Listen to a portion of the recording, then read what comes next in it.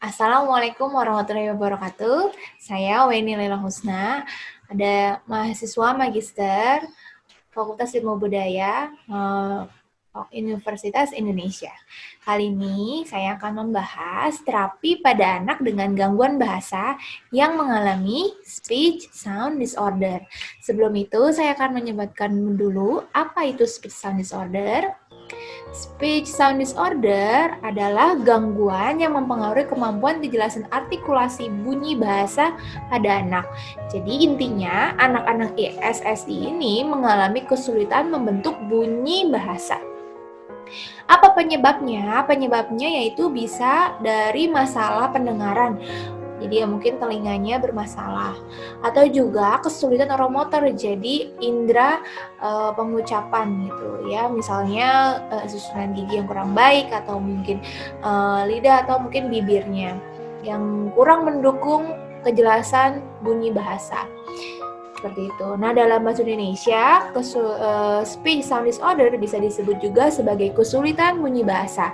Di sini ada macam-macam kesulitan bunyi bahasa yang disebutkan oleh Do tahun 2005. Yang pertama, ada kesulitan artikulasi. Yang kedua ada keterlambatan secara fonologi.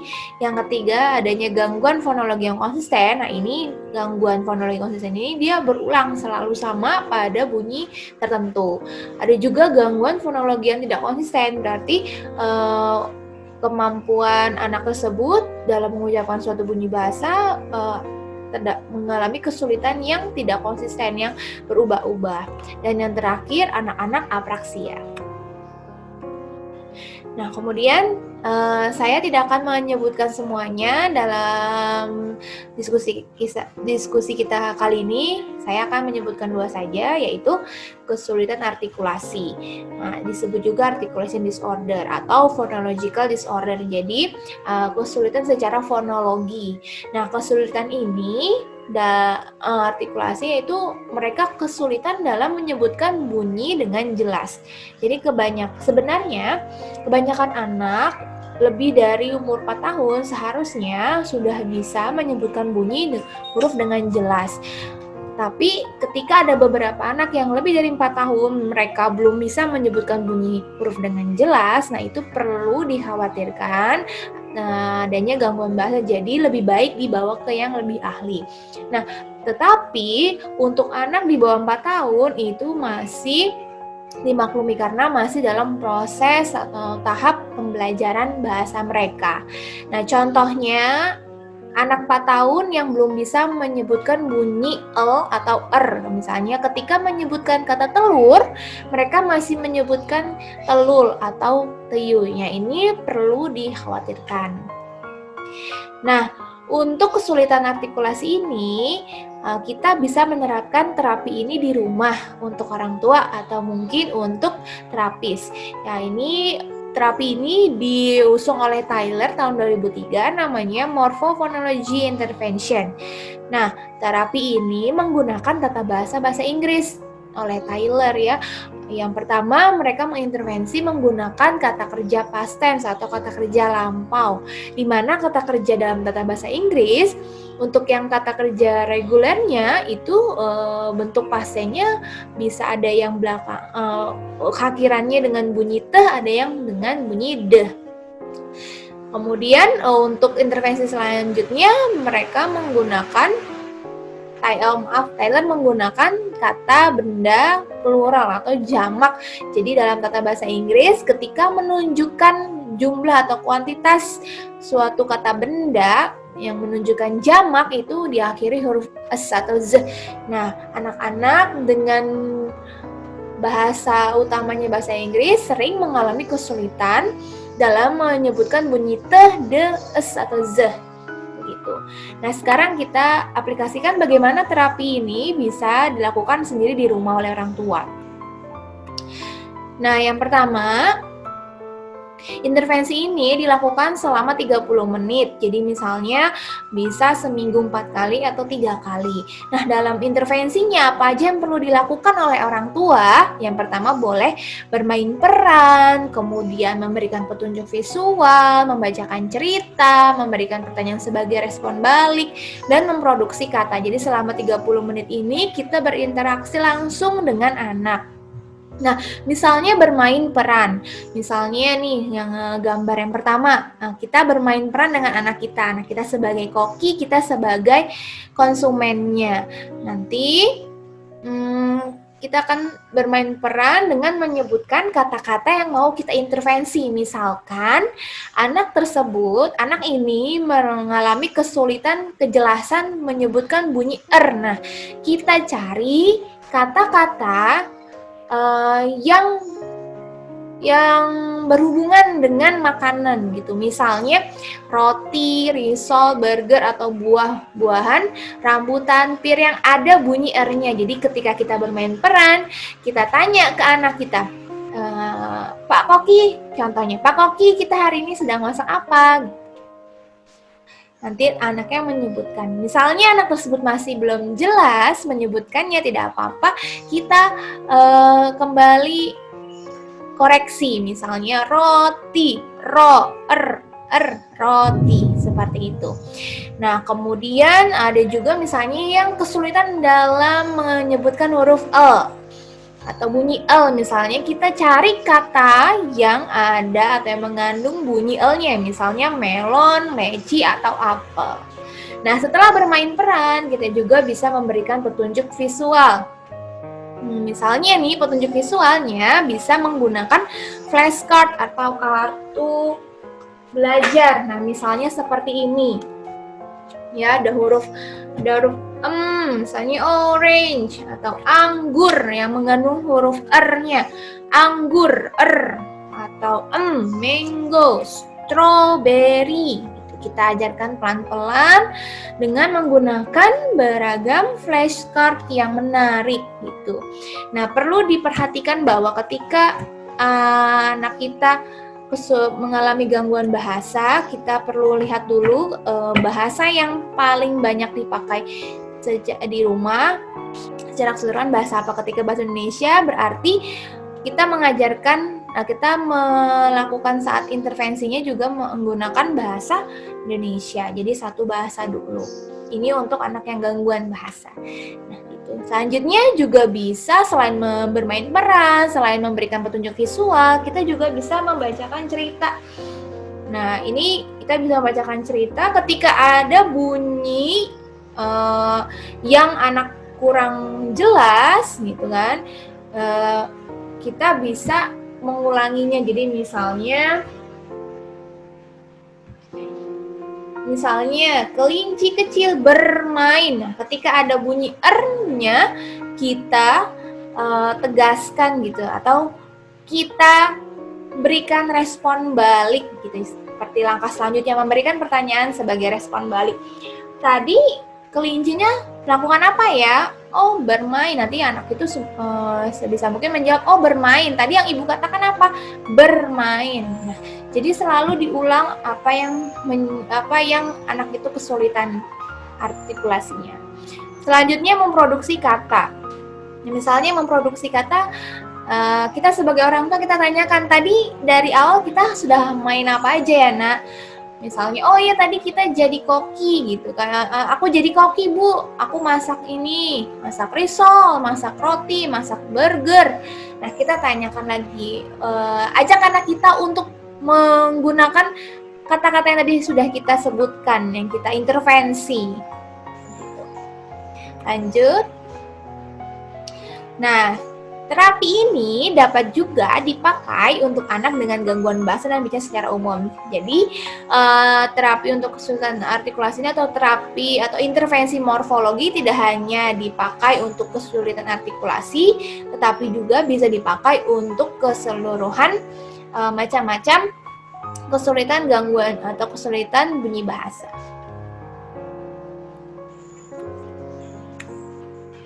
Kemudian ada juga keterlambatan fonologi atau phonological delay. Nah, keterlambatan fonologi ini menunjukkan perkembangan pola bicara yang khas di mana terdapat kesalahan pengucapan yang seharusnya dapat hilang dalam 6 bulan atau lebih. Sebenarnya, keterlambatan fonologi ini tidak jauh beda dengan gangguan atau kesulitan artikulasi.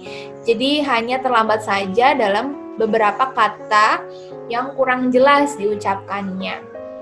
Nah, apa dampaknya? Hal ini dapat mempengaruhi produksi suara sehingga ucapan tidak jelas. Terus juga bicara yang tidak jelas ini bisa menyebabkan miskomunikasi. Jadi ada kesalahan pemahaman nanti antara anak dengan orang lain dalam berbicara. Kemudian juga nanti akan berpengaruh kepada kesulitan dalam membaca, nanti juga anak bisa jadi frustasi karena miskomunikasi, dan akhirnya bisa membuat anak ini jadi kurang pede, kurang percaya diri. Nah, apa yang bisa kita lakukan di rumah intervensinya yaitu kita memakai terapi Cycles Phonological Pattern Approach. Yang artinya pendekatan pola fonologi berulang. Nah, ini dipakai bisa juga untuk anak gangguan bahasa secara umum. Tapi khususnya untuk kejelasan artikulasi dan keterlambatan fonologi. Pendekatan ini dipakai untuk anak gangguan bahasa yang pertama bicaranya sulit dimengerti, seringkali menghilangkan bunyi huruf kata, mengganti bunyi huruf dengan bunyi lain, dan tidak menggunakan bunyi huruf konsonan yang beragam. Nah, kemudian contoh terapi ini atau intervensi ini sama seperti intervensi yang dilakukan sebelumnya atau intervensi yang sebelumnya saya sebutkan, yaitu selama 30 menit. Nah, kemudian setiap sesi akan dilatih pengucapan bunyi kata yang akhirannya apa nih, pengucapan apa yang anak kurang bisa sebutkan, gitu kan, yang mengalami keterlambatan fonologi dibandingkan teman-temannya yang lain. Mereka kurang bisa menyebutkan apa. Misalnya di sini saya sebutkan contohnya ada anak yang mereka terlambat fonologi untuk menyebutkan bunyi eng atau ke atau atau atau el. Jadi tahapan tiap intervensinya yaitu yang pertama kita review dulu kartu belajar sesi sebelumnya. Jadi kita review dulu mereka sudah tahu sampai mana. Kita review dulu mereka sudah jelas pengucapannya sampai mana, sudah jelas artikulasi bunyi bahasanya sampai mana. Nah, nanti ketika ada yang kurang jelas gitu kan, kurang bagus gitu pengucapannya, nah itu barulah yang kita ambil. Misalnya tadi kurang jelas menggunakan huruf eng atau kurang jelas menggunakan huruf atau bunyi e. Sama yang seperti intervensi tadi menggunakan flashcard juga. Yang kedua, auditory bombardment. Jadi tahapan ini setelah tadi kita mereview anak kita kurang jelasnya bicara apa. Nah, selanjutnya yaitu menstimulasi pendengaran mereka selama 2 menit. Jadi orang tua membacakan 12 kata sesuai target untuk tiap sesi. Jadi misalnya tadi kita sudah review, oh ternyata anak ini belum jelas pengucapan huruf atau huruf e. Nah, kita cari kata-kata yang ada huruf atau bunyi e-nya. Misalnya kelinci gitu kan ya. Nah, 12 kata ini disebutkan berulang kali selama 2 menit ke anak itu. Jadi kelinci, kelinci, kelinci, kelinci. Cari kata lain yang ada L-nya. Landak laut, landak laut, landak laut. Misalnya begitu, selama 2 menit. Kemudian, kartu kata target. Anak menggambar, mewarnai, dan menempel gambar. Dan 3-5 kata target pada lembar kerja. Jadi, kita buat lembar kerja. Lembar kerjanya atau worksheet, kita print, kita cetak di kertas HVS yang panjang gitu kan, putih. Nah, kita cetak itu, kita cetak misalnya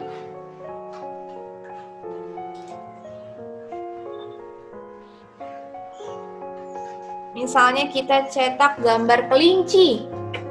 Nah, kita cetak gambar kelinci, kita cari di internet gambar kelinci, kita cetak, tetapi kelincinya tidak ada warnanya, jadi hanya garis hitam saja berbentuk kelinci. Nanti kita ajak anak kita untuk mewarnai, bisa dengan krayon, dengan pensil warna, atau bahkan dengan cat warna, dengan melukis gitu kan, dengan mewarnai dengan oil paste. Gitu. Nah, atau juga kita bisa menggunting bentuk kelinci di kertas warna, kertas origami. Nanti kita ajak anak kita untuk menempel gambar-gambar kelinci. Nah, selama sedang menggambar, sedang mewarnai, sedang menempel, kita ajak anak kita untuk menyebutkan berkali-kali kelinci, kelinci, kelinci. Nah, kemudian anak kita minta untuk mengulangi. Tadi ibu sebut apa ya? Atau kamu lagi mewarnai apa? Kamu lagi melukis apa? Kamu lagi menempel apa, nak? Ajak anak kita untuk menyebutkan ini. Kita lagi menempel kelinci. Oh iya, kelinci, kelinci. Seperti itu berulang kali. Selanjutnya, intervensi selanjutnya yaitu praktek produksi kata saat bermain peran. Saat bermain peran, orang tua atau terapis dan anak berganti menyebutkan gambar di kartu. Orang tua atau terapis memberikan contoh dan stimulasi taktil. Jadi misalnya bermain peran, misalnya bermain menjadi guru dan siswa dan murid. Nah, ajak anak kita untuk jadi gurunya, kita jadi siswanya. Kemudian taruh flashcard ini di lantai atau di meja, ditaruh secara berjajar semuanya. Kemudian ajak anak kita, coba nak, kamu yang jadi guru, ibu yang jadi muridnya. Sekarang kamu yang tunjuk, nanti ibu yang jawab. Gitu. Ketika anaknya menunjuk, oh ini gambar apa nih, Bu? Kita jawab, oh ini gambar kelinci. Gitu. Benar tidak? Gitu. Kita respon balik, benar tidak, nak? Ini gambar kelinci. Benar nggak nih Bu Guru, gambar kelinci? Oh iya, benar. Nah, nanti dia semakin mengingat cara menyebutkan L-nya, cara menyebutkan bunyi L-nya. Jadi sering-sering kita sebutkan dengan jelas dan benar tanpa ada cadelnya, tanpa ada diubah-ubah bunyinya. Gitu, itu namanya stimulasi taktil, langsung menunjuk. Nah, selanjutnya, intervensi selanjutnya itu penyelidikan stimulasi. Jadi orang tua meminta anak untuk mengungkapkan serangkaian kata untuk target sesi selanjutnya. Kata yang paling mudah dipilih untuk sesi berikutnya. Jadi sama seperti mereview, kita ajak lagi, misalnya ditaruh nih semua flashcardnya yang sebanyaknya ditaruh. Nah, kita minta anak untuk mengucapkan mengucapkan semuanya. Nah, kita dengarkan baik-baik apa yang mereka kurang jelas gitu. Nanti itu untuk intervensi selanjutnya, buat besok atau 2 hari lagi.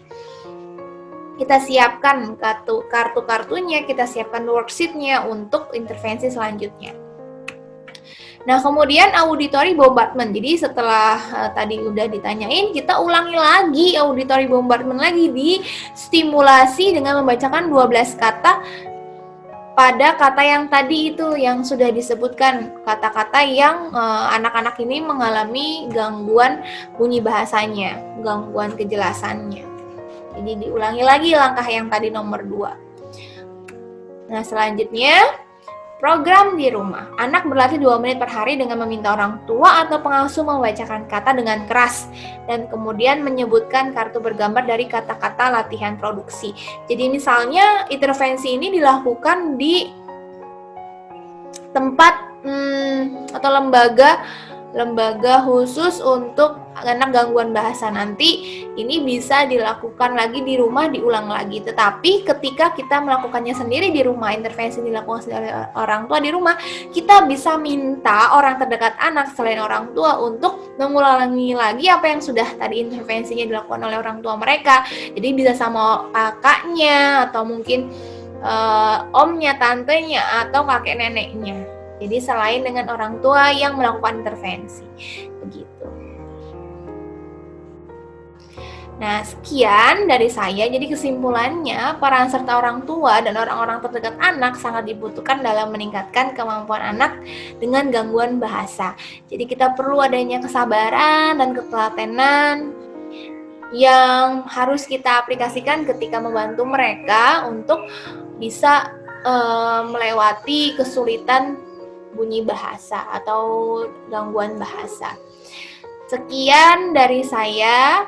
Mohon maaf apabila banyak yang kurang. Saya sudahi sampai sini.